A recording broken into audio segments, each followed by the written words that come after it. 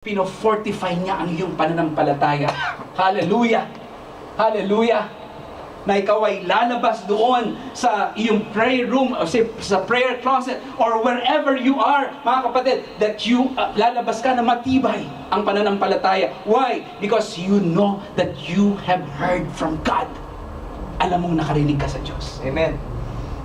Hallelujah! Is that an amen? Amen. And nothing in the world can shake you. Why? Because you heard His voice.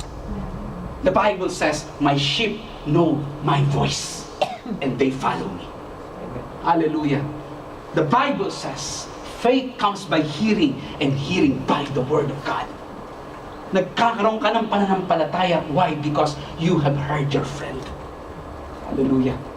Bakit sa oras ng peligro, napakaraming mananampalataya ang nanginginig, nararatel, nai-stress, hindi alam ang gagawin. Bakit po ganon? Hindi po ako nagko-condemn, sinasabi ko lang po kung ano yung katotohanan.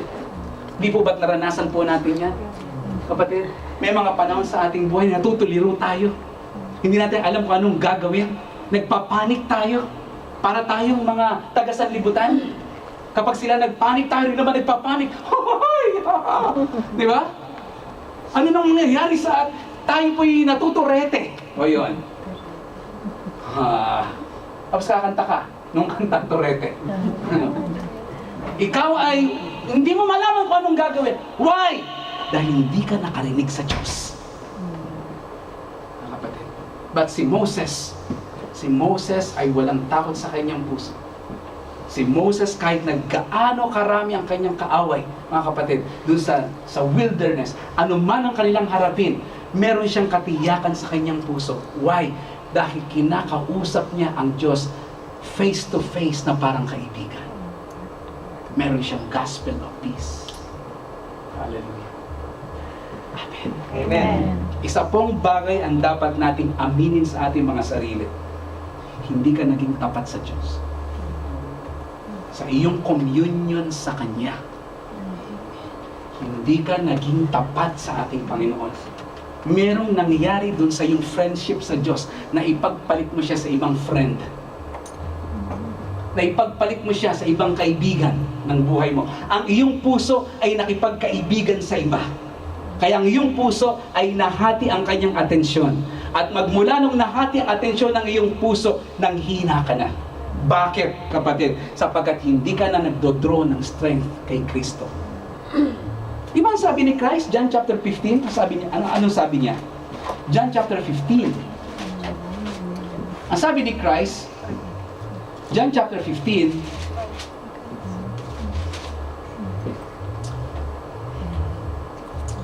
verse 15, no longer do I call you servants, for the servant does not know what his master is doing. But I have called you friends.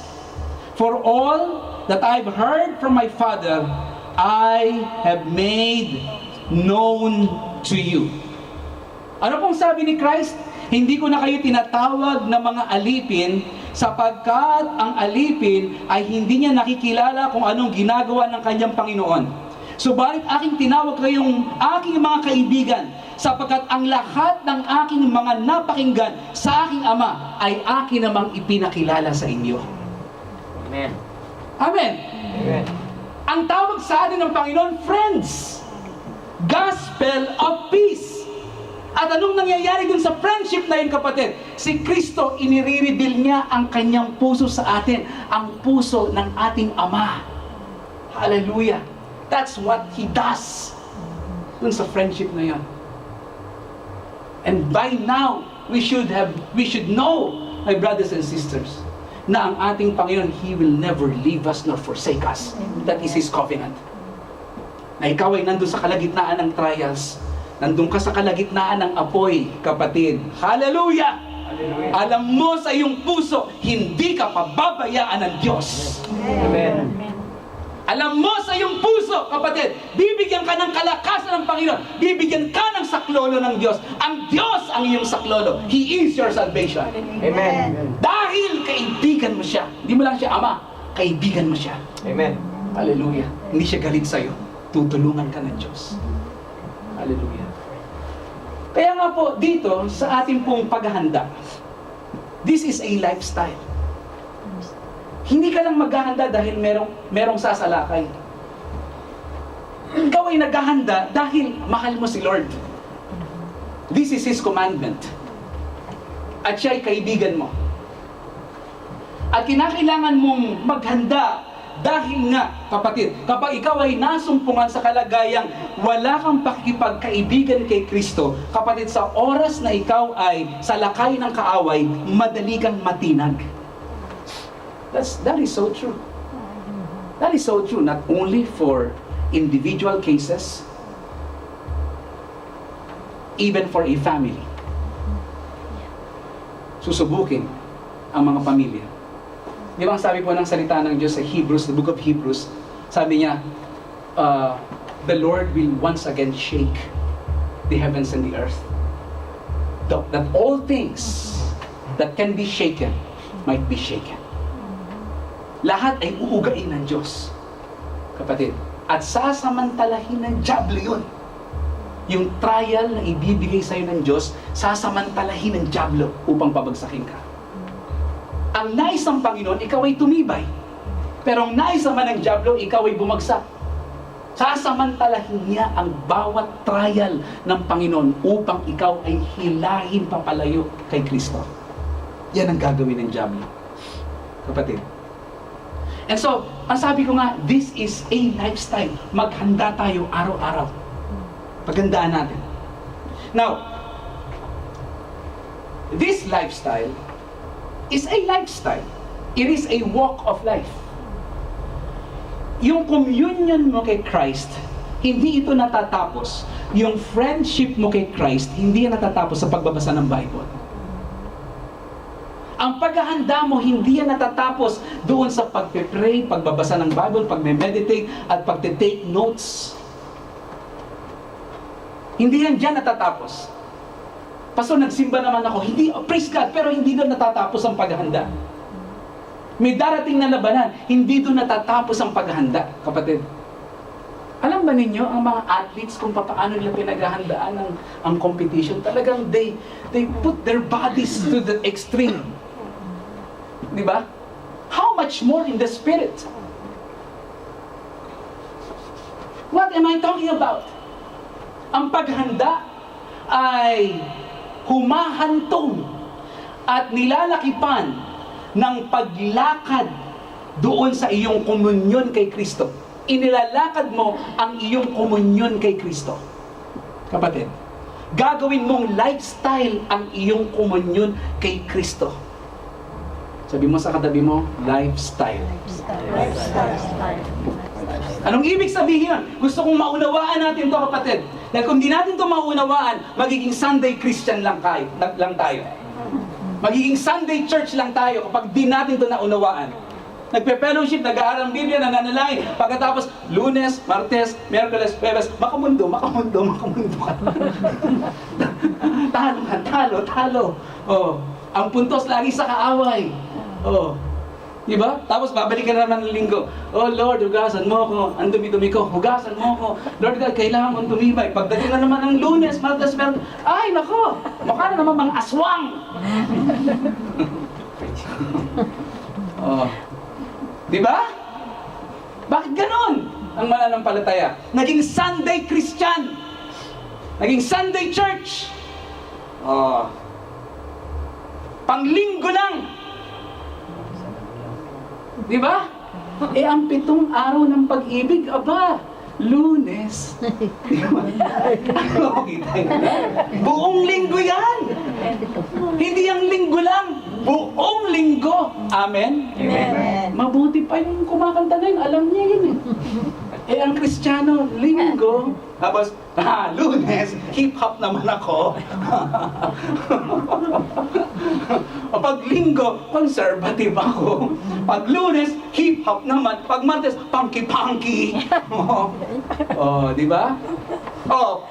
Pag Miyerkules, whiskey kailan na. Diba? Pag Huwebes, bir-biran lang. Bir. Pagka Biyernes, aba, nag-estudyante to. Gingineer. Yan. Pagkalinggo, ay, conservative na naman siya. Oh. Mga kapatid, pag hindi natin to ginawang lifestyle, laging ganun ang buhay natin. Paikot-ikot. Paikot-ikot ka. Recycle. Ang tanong ko, kapatid, kailan tayo magseseryoso? Kailan tayo magiging committed sa Panginoon? Kasi, ang pinag-uusapan nating paa dito, dalawa eh. Hindi naman pwedeng isa lang ang paa ng sundalo eh. Nag-secretary ka na lang, sabi ng kung iisa lang ang paa mo, huwag ka pumunta sa labanan. Paano ka lalaban? Oh, diba? Dalawang paa yan. Ibig sabihin, kapatid, ilalakad mo yan ng lubos kay Kristo. Anong ibig ko sabihin? Itong dalawang paa na to, kinakailangang maging kaisa ito ni Kristo. Yang dalawang paa mo. Tingnan mo yung dalawang paa mo. Dapat yan ay maging kaisa ni Kristo. Hindi dapat yung isa kay Kristo, isa sa sanlibutan. Amen. Yung isa suot gospel of peace, yung isa naman war. Hindi ganon. Yung isa holiness, yung isa naman worldliness. Hindi ganon, kapatid. Naglalaro lang tayo basta ganyan. Pag ang araw ng pakipagbaka, kapag ganon, ang sabi ng salita ng Diyos, a double-minded man is unstable in all his ways. Ang taong merong dalawang pag-iisip, mabuhay. Amen? Amen.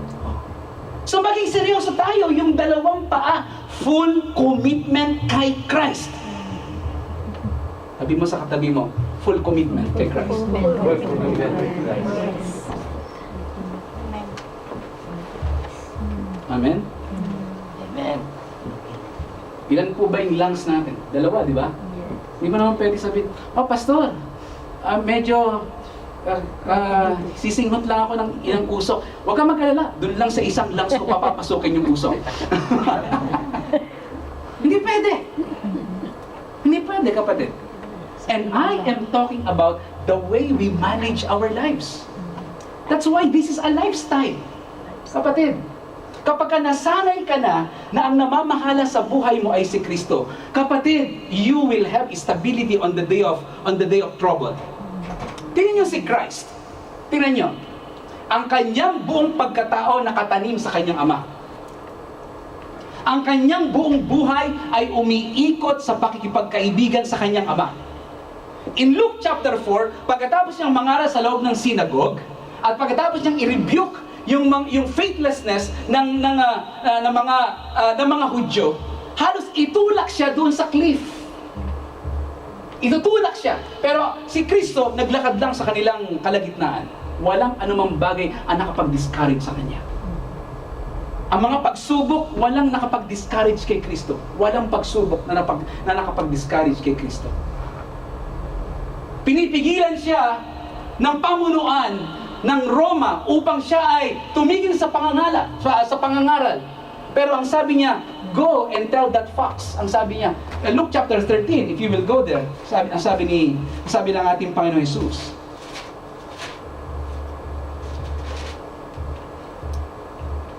Luke 13 verse 31, at that very hour some Pharisees came and said to him, get away from here, for Herod wants to kill you.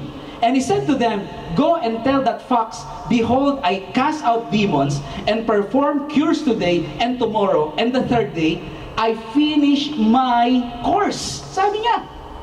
Ang sabi ng mga Pharisees, gusto kang ipapatay, gusto kang patayin ni Herod. Ang sabi niya, go and tell that fox, behold, I cast out demons and perform cures today and tomorrow, and the third day, I finish my course. Itutuloy ko yung aking trabaho. Sabi niya, itutuloy ko kung ano yung aking inumpisahan. Walang anumang bagay na pumigil kay Lord. Dahil nakatanim ang kanyang paa sa Diyos. Kaibigan niya ang kanyang Ama. Ang kalooban ng kanyang Ama ang kanyang pinapamuhay. Tatapusin niya kung anong kanyang sinimulan. Tanungin mo yung katabi mo, tinatapos mo ba? Tinatapos mo ba? Di ba, kapatid? So, ito ang ating Panginoong Jesus. At the very end of His life, look at this, at the very end of His life, doon sa krus ng Kalbaryo, ang sabi niya, my God, why hast thou forsaken me? Yes, He knows that. Dahil sa kasalanan, He will be forsaken by God. But at the end of His suffering, ang sabi niya, Father, into thy hand I commit my spirit. Alam niya na dahil sa kasalanan, tatalikuran siya ng Diyos. Pero nandoon pa rin ang kanyang pananalig sa kanyang Ama. Maski tinalikuran siya, ipinagkatiwala niya pa rin ang kanyang espiritu sa kamay ng kanyang Ama. Because on the day of battle, kapatid, umaasa pa rin siya sa Diyos. Nakatingin pa rin siya sa Diyos. Anong sabi ni Job? Though He slay me, I will still hope in Him. Hallelujah. Darating ang panahon na harap kayo sa pagsubok. Hindi ko alam kung meron kayo hinaharap na pagsubok na yun. At sasamantalin ng Diablo ang pagsubok na yan upang pabagsakin ka. Ang tanong ko sa iyo, kapatid, pinaghahandaan mo ba yun? Pinaghahandaan mo ba? Ang iyong buong pagkatao ay nakatanim ng maigi kay Kristo. I hope itong ating kalagayan. Dahil kung hindi, kapatid, on that day, you will have no strength. But praise God, hinahanda tayo ng Diyos. Is that an amen? Amen.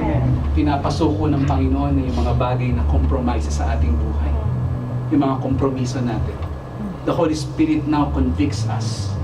The Holy Spirit now begins to point His fingers at those things na hindi dapat nandun sa ating mga buhay. Pinapatanggal ng Panginoon. Pinapakomit ng Diyos ang ating mga buong puso sa Kanya. Hallelujah!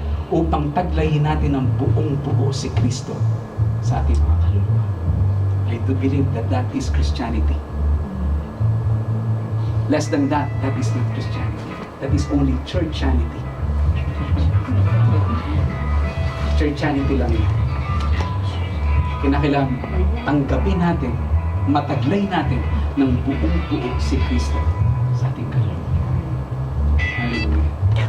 Put on the shoes of the gospel of peace. Be prepared.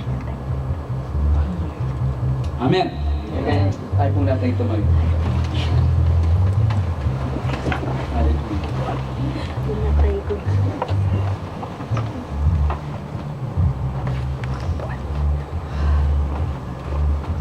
Lord, we thank you, Lord.